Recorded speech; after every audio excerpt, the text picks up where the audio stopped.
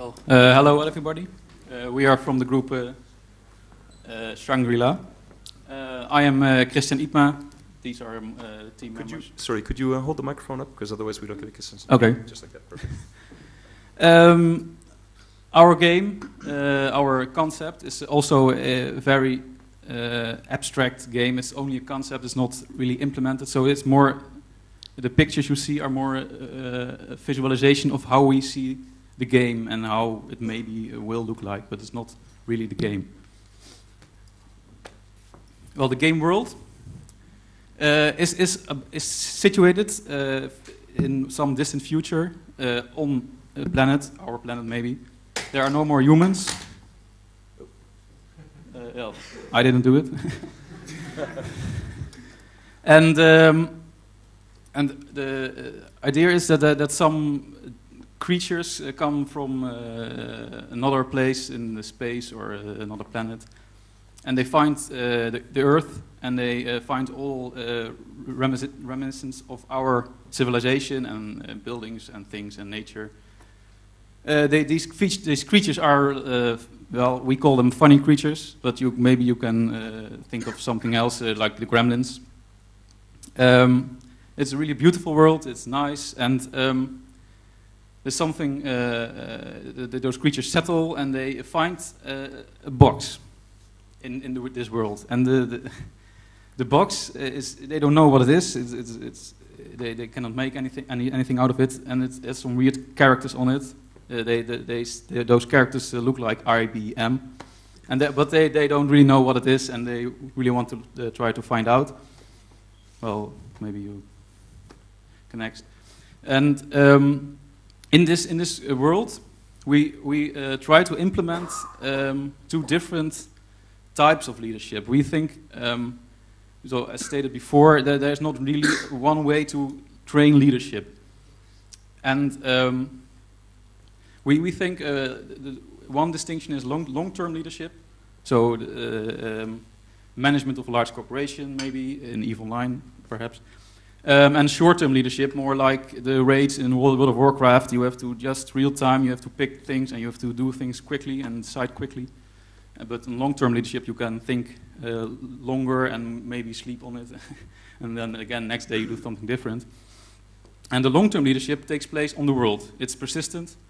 So when you log in the next day, it's still the same. You have the same people around maybe. And it's based around corporations. I will tell more about corporations later. The short-term, oh, go back. Sorry. The short-term leadership are more like the raids, more like the raids in World of Warcraft. It's based on islands, and there are a lot of different tasks you can do on an island. And maybe the next slide, then you'll see why somebody wants to do the island task. Because if you enter the game, maybe as employee of IBM or another corporation, the game is really focused to be situated inside the company to maybe to train leadership, and that was our goal. So you enter the game. You are maybe you want to join a guild or you want to play alone, but to progress in the game, to extend your guild, you need resources. And to get resources, you can see it here, you need to play those island missions, and those island missions are in teams. So you have to succeed in those island missions to get resources, and to succeed you have to cooperate, and you have to work together, and you can, and there's not really one leader, but as in World of Warcraft, you can choose somebody to be a leader, or you say I want to be the leader, and that will evolve. And then you go back to the real world, you have more resources, more experience or something like that, more skills, depending on what task you did. And then you can extend your guild. And in the large world, maybe there's some distinction between guilds and corporations. Guilds is something you just can join and create. It's completely free. And you can extend your guild and recruit new people. And by extending your guild, when you reach a certain size, you can think of new things to produce, because if you are a guild, you can also produce like in other games and earn more money or trade with other guilds. But if you are large enough, you can think of new things to produce. And if you thought of something, you have a plan, and you can then ask the innovation board management, and that is connected to that box somehow. We don't really know how this story goes, but it's somehow a magical box, and you can propose your idea to that box, and then and that is connected to that box somehow. We don't really know how this Nice story feedback. goes, but somehow a magical box, and you can propose your idea to that box. It's really annoying. One moment. Is it finished? Yeah. Almost. No, and then it's approved or not approved. So it's not automatically when you have an idea that it will be approved. It's by the box. That depends on how on how the plan is how you made up the plan, how good it is, maybe how much profit you will make, or maybe some other distinctive things. And then you become, when you're approved, you become a corporation. And being a corporation has a lot of advantages. You can produce your own unique item.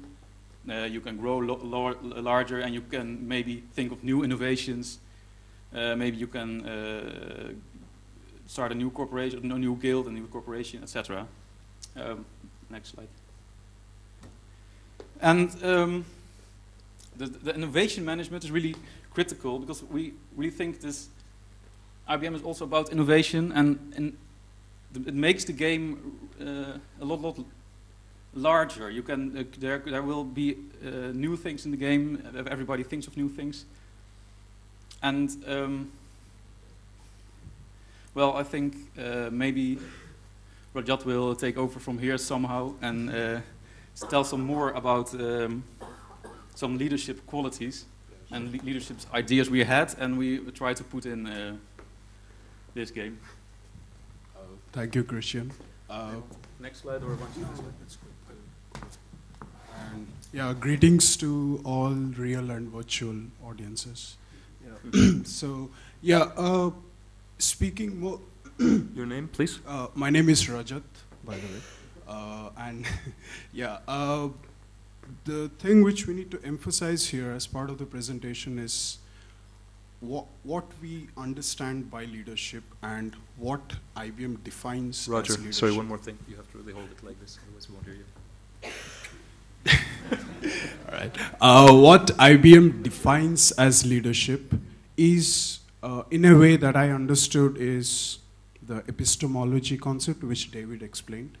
Here, we have been given a glass saying that, okay, IBM says this is a leader. He needs to have these qualities.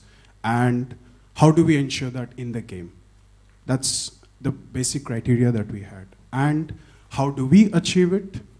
We looked at the achievements of IBM, how IBM performs, the profile of the company, and we did come up with interesting results, like they have the highest number of US patents that one can think of. They are one of the largest employers in the world. They are the pioneers on many aspects. And at the same time, though right now it is, pardon me if I'm wrong, Fortune 12, Fortune 13, I'm confused, but among the Fortune 50 companies, still it started from a grassroots level.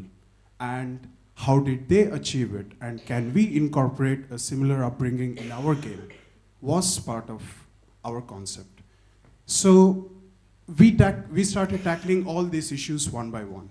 Okay, now we are talking about the patents which IBM has gained. How do you gain patents? You come up with new ideas. Doesn't matter if the idea is good, bad, excellent. You define that the idea is new and it's by you, and you want money for it. Okay, in our game, we have something known as innovation management system. It's an opportunity given to the players where you start playing and you get into the game and you come up with ideas. You decide, okay, I think this guild is gonna help in improving certain parameters as part of the corporation which I'm working for, or vice versa. Any task for that matter, like I can come up with a corporation which builds the most fuel efficient ships for the transportation of oil from one island to the other. This is a very suitable scenario for the game which we are talking about. Then what are we talking here? We look at the benefits that the different sectors get out of it. It is a creative idea. It goes through a strict peer review where you ask people, you ask them, is this good? Give them opportunities to assess, transparent system. And at the same time, while we have this transparency in management where there is not one guy who says, no, what you're saying is bullshit. It doesn't work that way. No, there is nothing like that. We want to enable a system which is as transparent as possible, where everyone has the right to opinionate, to voice out and say that, hey, I think I'm better than you. Give me an opportunity. And our game incorporates that.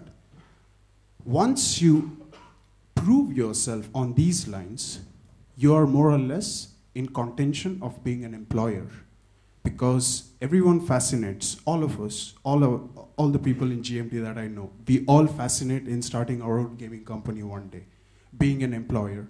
But at the same time, we also need to remember that being an employer may be fancy, it may sound very fascinating, but you need to know what an employer is to start with, before deciding or becoming an employer. And that is something which is incorporated in the game, because to become an employer in our game, you can't start the game and say that, okay, I'm going to start employing people. You need to gain certain amount of experience, understand the system, understand how the corporations work, and then become an effective employer. And once you're an effective employer, then you go into the next stages, which I would say, and we all completely agreed upon, is learning while you play. I took up a course, it was called game design, and we had a concept on that called as learning curve. Every game has a learning curve. I think, and I'm sure Phil also agrees, Eve has a very steep learning curve. It's pretty tough to start with. But what I'm trying to say here is, how do you correlate an abstract concept like leadership, or such a broad concept like leadership, where you have leaders with certain parameters and leaders who had their own style and became idols, and their styles were incorporated as leadership qualities. How do you take all that into account and put it in front of the people, not making it evident to the people, because you don't want a scenario where a player sees that, okay, Shangrila, yeah, sounds like a fun game. Shangrila with the punchline to become the best leader in the world. He's gonna say, yeah, this is lame, I'm not gonna play this. So obviously you would wanna make it an implicit suggestion into the game, or an implicit learning into the game, and make it as part of the learning curve. And here we talk about that. How do you make this into a possibility? Yeah, just a minute. Yeah, I actually jotted this down. Using leadership behaviors as an element of the learning curve in the game. That's precisely what I meant. Okay. And how do you ensure that? You're leading a guild, for instance. You're part of a corporation. What would you prefer to have? A smarter choice, a smarter decision, or a harder decision? How do what we are talking about right now here is innovation, for instance. So an innovation which has immediate results but short-term results, and an innovation which has very long-term results but requires immense amount of time, because our game is very time dynamic and time is a constraint. And based upon how large the output of your innovation is, the time will be taken into constraint. So these being the situations, we are looking at these factors. Do you want to make a smart decision or a hard decision? Do you want to be creative or mundane? Mundane works. Trust me, there are certain companies who are still mundane and making money. But would you want to be one of those, or would you want to be creative? Stand out of the crowd. Chaotic or consistent? Chaotic helps. Consistency also helps. It's all about striking the fine balance between the ups and downs. It's it's more or less like a seesaw where you have the extremities, you strike the right balance, and we propose as Team Shangrila that if you strike the right balance, then you're going to be the best leader. This is what we propose. Yeah, thank you.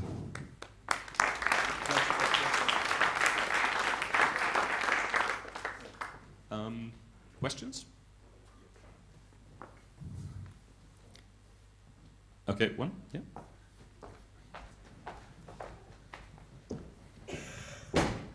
Smash. Hi, my name is Rick. You talked about innovations, but who eventually approves these innovations, and how do these innovations have effect on the virtual worlds you're living in? Well, that's really. Oh, is it on? Yeah, yeah. Well, this is really. For a part, you can calculate how good an idea is by statistics and by history of the game and by other. But we think maybe there are some admins in the game, maybe IBM managers or some people with experience who can actually, as a jury or something, say if the idea is good or not. Something like that. There are real people. And maybe if the game advances, maybe you can, if you play it long enough and you have a certain level, you can also apply to go into the admin system. But then you won't be playing in the game anymore because maybe that's some too complicated, maybe. But it's really difficult to it's depending on the implementation of the game. So. Is that, yeah? Okay. Any others? One more.